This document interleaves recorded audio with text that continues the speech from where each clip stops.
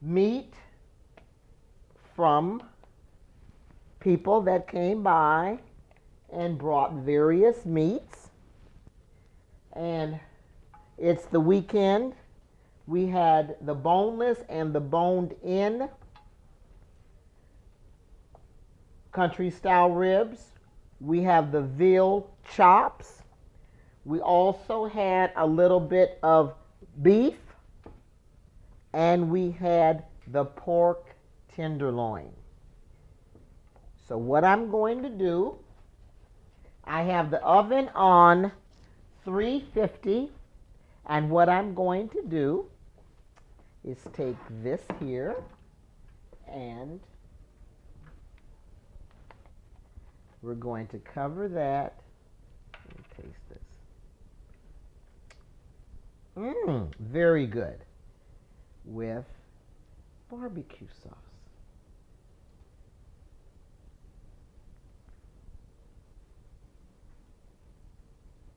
Isn't that just fabulous? And again,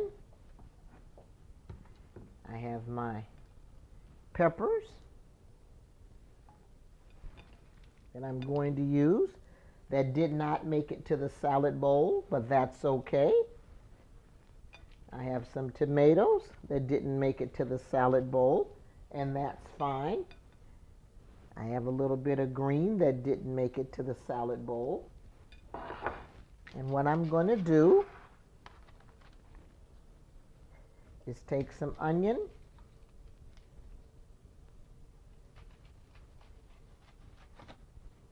This is the purple onion or red onion, just depending on what area you live in.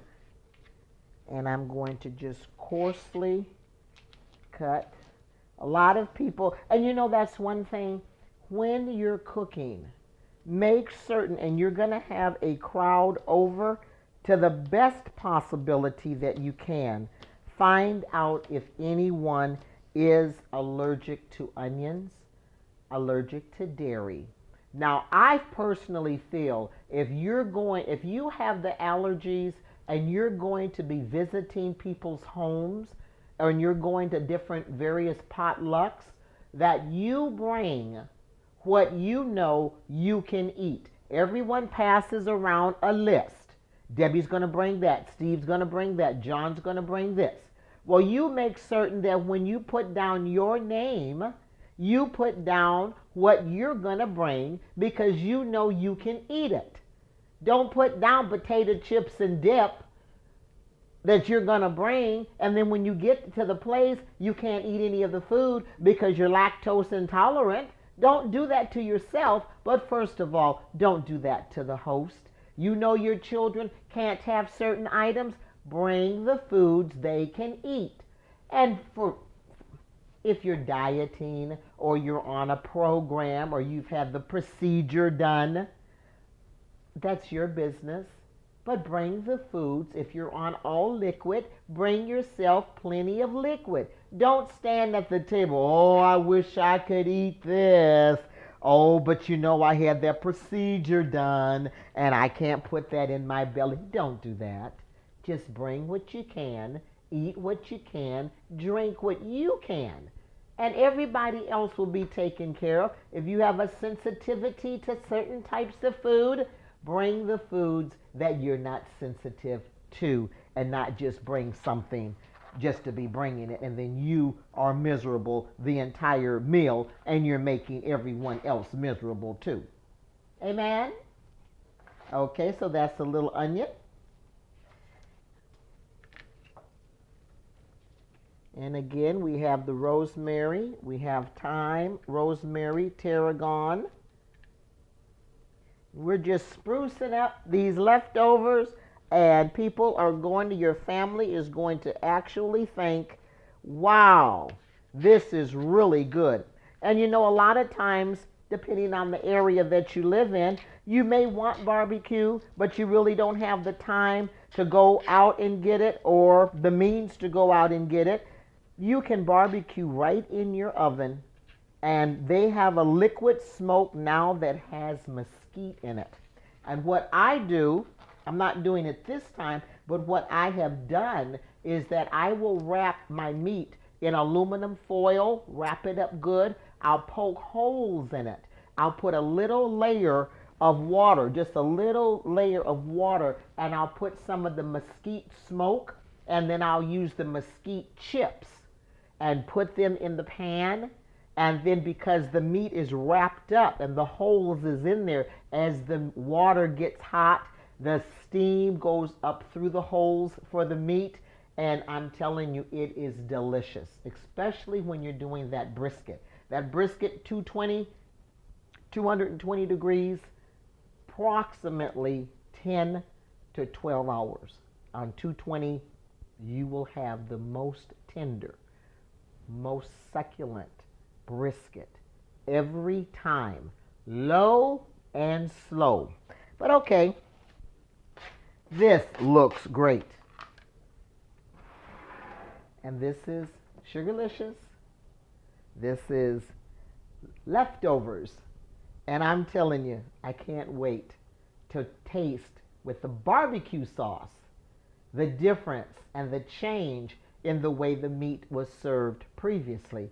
Especially we had the veal, we had the pork tenderloin, we had the country style ribs, not the spare ribs, which is the bony rib, but the country style, which is a meatier rib. And then we had a piece of the brisket that we used as well. And I used the red pepper, the yellow pepper. Then we had the thyme, the rosemary, some basil, and chives. And it's going to go in the oven just long enough only to warm up the barbecue sauce. So I'm going to go ahead. And remember, when you go to open your oven, to open it, stand back. Don't put your face into the oven. That will get you a hot flash every time. So we're going to just put it in there. Remember, it's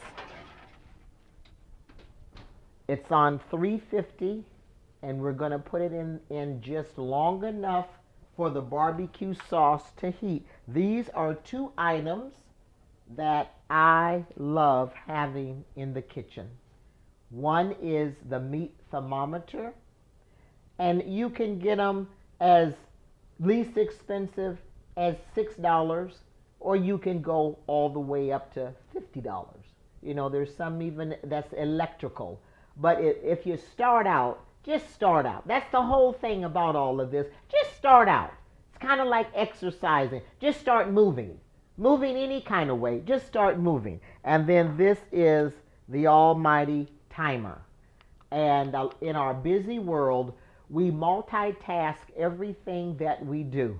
And so with that timer, and you set the timer, you can go about doing whatever you need to do, but you won't overcook your meat. You won't overcook your beans, your macaroni and cheese, your cornbread, and God forbid you don't want to overcook your cookies. So get a timer. Invest in these two items along with very good cutlery, and you want to have a cooking board.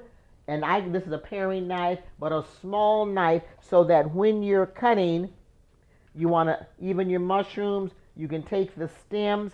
And remember, I don't throw away anything, but you see how much nicer it is to cut smaller items